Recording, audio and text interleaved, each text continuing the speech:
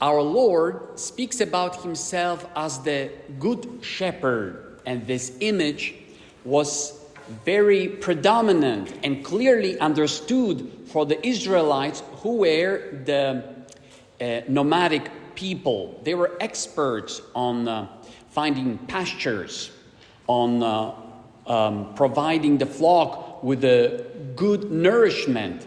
And the shepherd had also a mission and a task of protecting, guiding, finding safe haven for the sheep, because the sheep are very vulnerable and not the smartest of all the animals, and easily follow one after another, even over precipice. So not to get lost and not to be exposed to threats and perils, they need to have a wise shepherd that Jesus Christ himself refers this image to his own life. But in today's gospel, he refers to himself as the gate that marks the separation from one reality to another. We may be right here in this church, not even knowing what's outside. The gate provides a way of coming out and finding ourselves in a different space. And Jesus Christ uses this symbol of the gate, of coming in and going out and finding the pasture. Applying it, he would say, look, everything that comes in and out of your life, any offers of happiness, should be screened by me. Like many government high-profile jobs, they require a lot of clearance, top secret clearance, taking a lot of time, where the government is digging, trying to find if that particular candidate is not a collaborator of some foreign counterintelligence agency. There is a vetting process. Jesus would tell us, look, everything that comes to you as an offer of a good pasture, you need to run by me, have it cleared by me, because I am the only one who can provide this good pasture.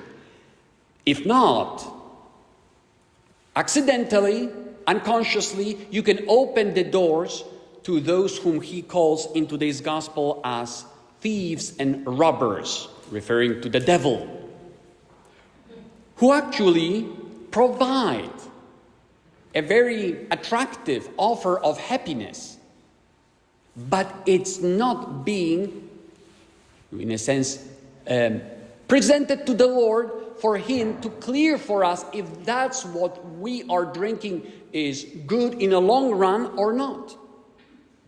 He says about himself, I am the good shepherd, but he doesn't call others to be good shepherds. I am the one who will know what will be good for you.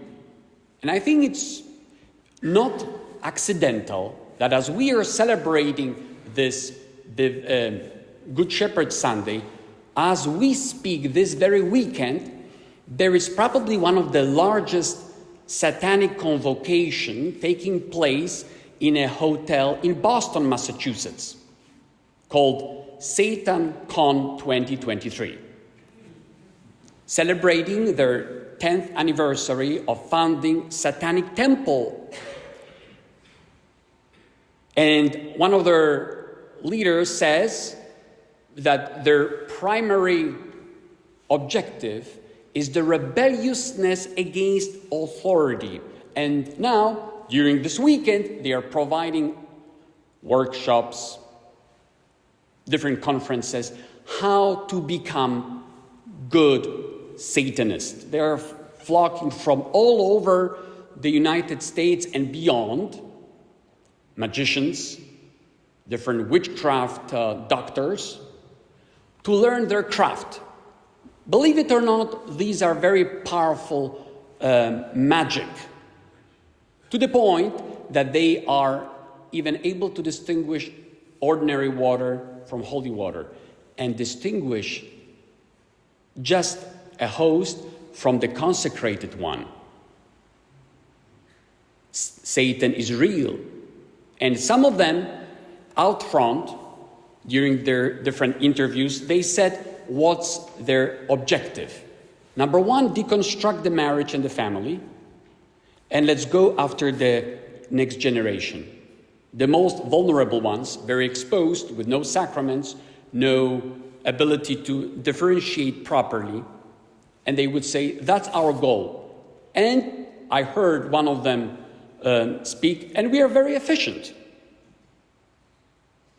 Let's kill the next generation with different offers of happiness, saying, come on in.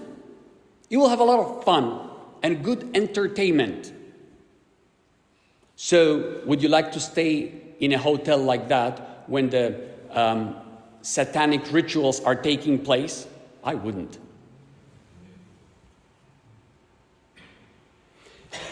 At the same time, these days, the world exorcists were speaking against this meeting, saying, look, it will have a very aggressive repercussions, especially for the young people.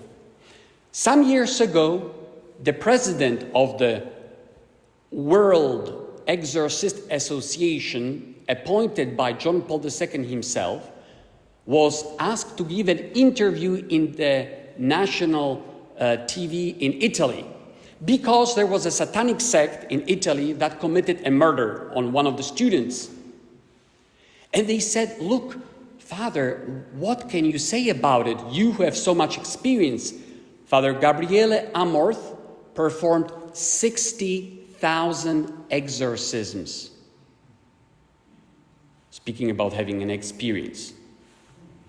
And during that TV interview, he said, no, but this wasn't the great problem. What do you mean, Father? For the worshippers of Satan, he says, the greatest trophy for the evil one is when he will bring a person to kill himself or herself. That's the trophy. Because that will jeopardize your eternal salvation. Because if you're killed out of love for Christ, you become a martyr. You will save your soul. But if through the style of life, through the influences, you will get to hate your life to the point of taking your life, bingo. That's eternity.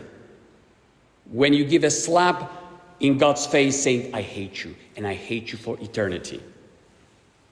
This is how the devil works. But what's called my attention and surprised me, when I went to the conference a couple of months ago, organized by the United States Conference of Catholic Bishops, and one of the representatives who travels throughout different colleges here in the US said that there is a pandemic of suicides among the young people in colleges. To the point that administration of those colleges reach out to faith-based organizations to come to the campuses to advise and counsel young people because they don't know what to do with this pandemic. Have you heard about that? This is happening right now. But excuse me, this doesn't happen in a South Sudan stricken by strife. This doesn't happen in an eastern Ukraine torn by war or a cartel organized Mexico. It's in our backyard right here in America. This is how the evil one works. How effective. Bringing person over a cliff saying, now you jump, because it's your decision at the end. That's what he wants. And through many offers of false happiness, that you will be happy, have fun, get high, do with your sexuality as you want, you will have fun now, but the day after will arrive. The recovery from getting high will be there. A hangover will be there. The hatred that you will find in your heart will be there. But sitting there and listening to me, you may say, why? What's the problem? And we find in today's gospel the answer. where Jesus Christ says that my own sheep listen to my voice, listen to my words, they recognize me and follow me. The sheep which are not mine will follow false shepherds. Mine own sheep will not follow strangers. But you know what happens? That when we decline in our spiritual life, we don't feed on Christ, on His Word, on spiritual food, our capacity of listening to His voice and finding the truth there diminishes, decreases. So that when the stranger, the ideologues, with false offers would arrive saying, come on here, like those satanic priests who are learning the techniques, how to lure the young people, say, come on here, you'll have fun, come on here. And the kids will go because they cannot distinguish the voice. They don't even know how to find the difference. They cannot discern. And why they cannot discern? Well, Jesus says the gatekeeper, who can be identified with the parents, educators, mentors, who are meant to open those doors and close those doors, saying, don't enter through that door. That door is not going to provide lasting happiness to you. But if the educators and the parents and those who are supposed to know and distinguish are asleep, hey, the devil then has a free rein. And Jesus specifically says, stay sober and alert. And St. Peter will say, the devil is prowling like a roaring lion looking for someone to devour, and is eating up one upon another. Not only here, as I said before, to mess someone's life here, it's not a big deal. Later on, eternity, that's the one. That's the big one. But wait a minute, how come we don't have this capacity of keeping the doors shut for the devil and open for Jesus Christ? Sometimes I heard parents themselves on others, the doors wide open to the devil, saying, come on in, have fun with my kids. I mean, are you crazy? Yes, we are crazy, because if we don't have connection with the Lord, then we fall asleep and the devil has a free rein. There is a battle going on. If we are not conscious of that, it means because we are asleep. We're in a kind of a slumber, distracted, and that's the whole point for the evil one. Jesus comes with his offer saying, look, other things, other pastures that you have available are not gonna provide food for you. Momentary release, but tomorrow there will be a day after of a very difficult consequences that you never find out what they are till you experience them. He comes to grant us eternal life, fully satisfied life that has to do with the relationship with Him, brothers and sisters. That comes first and foremost from listening to Him, entering in a life-giving relationship with the Lord. As we sang a few moments ago, the Lord is my shepherd. I shall not want. I lack nothing. I'm content and satisfied because He guides us along the life-giving waters, the symbol of the sacraments, the symbol of the nourishment. But when your heart and your soul are interiorly satisfied and content, you don't need to look for other options and fall for the false promises of happiness. This is how it works. Even though if you go through the dark valley, I shall fear no evil. The dark valleys are there. The tribulations are there. The challenges will be. But if He nourishes your soul, you're not gonna suffer the way people suffer. What I heard from some of the people I talked to, the emptiness of God, the pain of soul that is the fruit of being away from Him.